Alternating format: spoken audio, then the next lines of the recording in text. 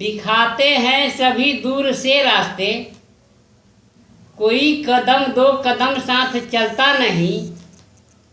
जलाती है दुनिया तो जलते हैं लोग, कोई अपनी मर्जी से जलता नहीं। किसी की भी सफलता या असफलता के पीछे एक कारण होता है। मैं आपकी सफलता का कारण बनना चाहता हूं, क्योंकि आपकी सफलता या असफलता में ही मेरी सफलता या असफलता है। आज मैं चर्चा करूंगा इंग्लिश इन इजी के चैप्टर 3 के पार्ट 1 और पार्ट 2 के संबंध में। इंग्लिश इन इजी चैप्टर 3 के फर्स्ट पार्ट और सेकेंड पार्ट में मैंने पढ़ाया, ता है बिन नौकर का आता, रहा है ईज एम आर को लाता, क्रिया अंत में इंग लगाता, चुका है हैज हैव को लाता, यह गो को है गौन बनाता, अधिक समय से काम जो चलता, हैज बिन को है लाता, क्रिया अंत में इंग लगाता। अब आप गौर करें, ता है बिन नौकर का आता,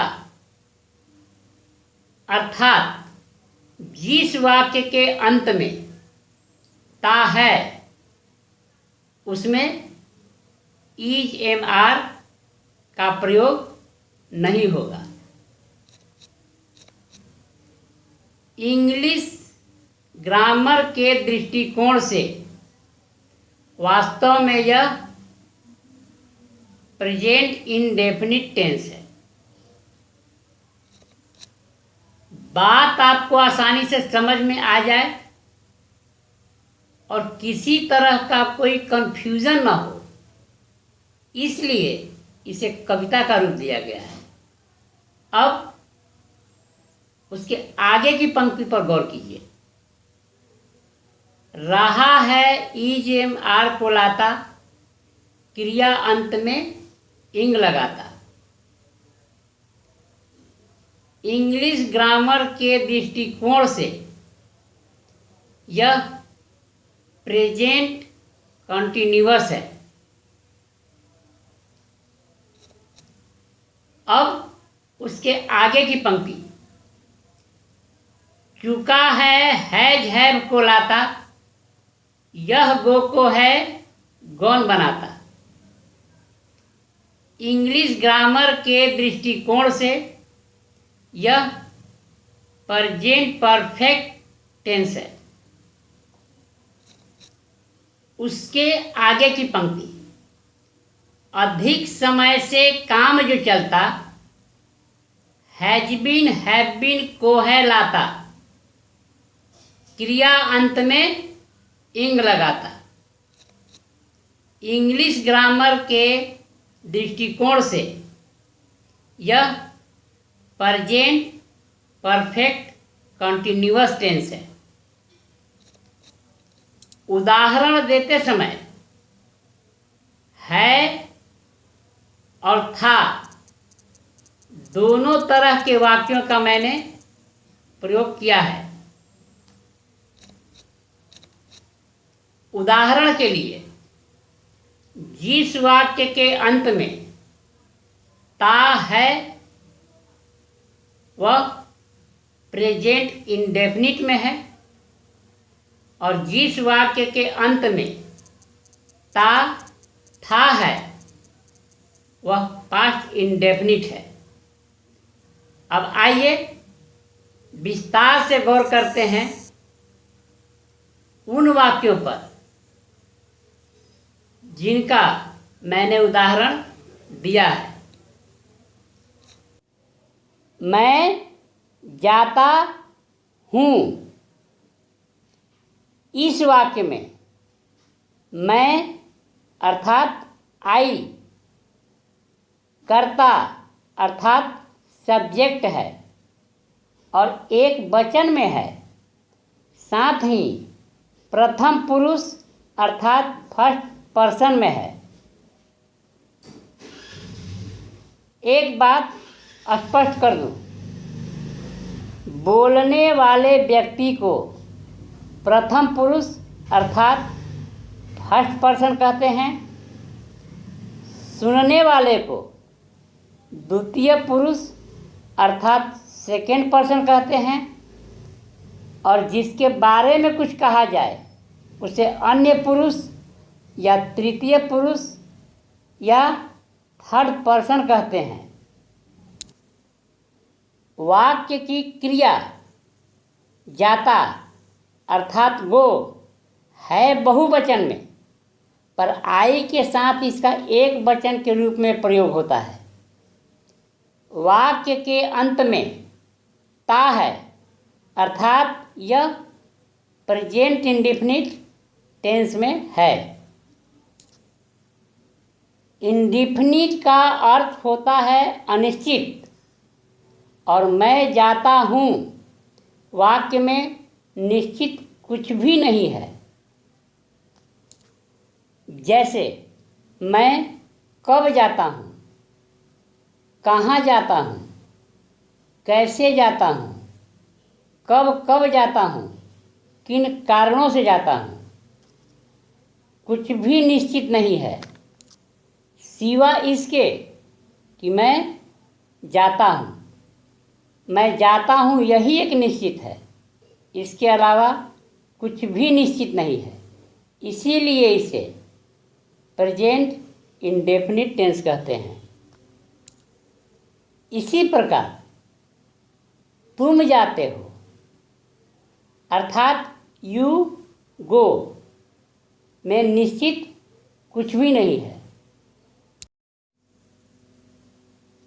इसी प्रकार वह जाता है ही गोज में भी निश्चित कुछ भी नहीं है सिवा इसके कि वह वर्तमान काल में जाता तो है पर अभी जा नहीं रहा है। अगर वह अभी जा रहा है तो फिर यह वाक्य प्रेजेंट इंडेफिनिट में न हो करके प्रेजेंट कंटिन्यूअस टेंस में हो जाएगा। जैसे वह जा रहा है का अंग्रेजी अनुवाद होगा ही इज गोइंग। तुम जा रहे हो का अंग्रेजी अनुवाद होगा यू आर गोइंग। मैं जा रहा हूँ का अंग्रेजी अनुवाद होगा आई एम गोइंग। अर्थात जाने का क्रम जारी है, इसमें कहीं आगे जाने की बात या पीछे जाने की कोई बात नहीं है। इसीलिए इसे प्रेजेंट कंटिन्यूअस कहते हैं। प्रेजेंट कंटिन्यूअस टेंस में रहा है इज एम आर को लाता, क्रिया अंत में इंग लगाता। आइए अब गौर करते हैं वाक्य मैं जाता था पर। जिस वाक्य के अंत में ता है वह वाक्य प्रेजेंट इंडेफिनिट टेंस में है और जिस वाक्य के अंत में ता था या ता थे है वह वाक्य पास्ट इंडेफिनिट टेंस में है। और जो वाक्य पास्ट इंडेफिनिट में रहेगा उसमें ठीक उसी प्रकार वाज या वेयर का प्रयोग नहीं होगा जिस प्रकार प्रेजेंट इंडेफिनिट में इज एम या आर का प्रयोग नहीं होता है। क्योंकि मैं जाता था में मैं जाता हूँ की तरह ही सब कुछ उसी प्रकार अनिश्चित है, सिवा इसके कि मैं जाता था पर अब नहीं जाता हूँ, अर्थात अब जाना छोड़ दिया है। मैं जाता था, आई वेंट। ठीक इसी प्रकार तुम जाते थे, यू वेंट, पर अब नहीं जाते हो। इसी प्रकार वह जाता था, ही वेंट, पर अब नहीं जाता है। आशा है मेरी बात समझ में आ गई होगी। कहीं कोई कन्फ्यूजन हो तो कमेंट बॉक्स में कमेंट कर सकते हैं, या जब मैं ऑनलाइन पढ़ाना शुरू कर दूंगा तो उस समय आपकी परेशानी संभवतः दूर हो जाएगी। जिन वाक्यों के अंत में रहा है और रहा था है अर्थात प्रेजेंट कंटिन्यूअस और पास्ट कंटिन्यूअस के वाक्यों के अंग्रेजी अनुवाद में नया कुछ भी नहीं है। सिर्फ है कि अंग्रेजी इज के स्थान पर था की अंग्रेजी वाज लग जाएगा, हैं कि अंग्रेजी आर के स्थान पर थे कि अंग्रेजी वेयर लग जाएगा। जैसे मैं जा रहा हूँ, आई एम गोइंग। मैं जा रहा था, आई वॉज गोइंग। तुम जा रहे हो, यू आर गोइंग। तुम जा रहे थे, यू वेयर गोइंग। वह जा रहा है, ही इज गोइंग। वह जा रहा था, ही वॉज गोइंग। मिलते हैं इंग्लिश इन इजी के चैप्टर 3 के पार्ट 4 में। वंदे मातरम। जय हिंद, जय भारत।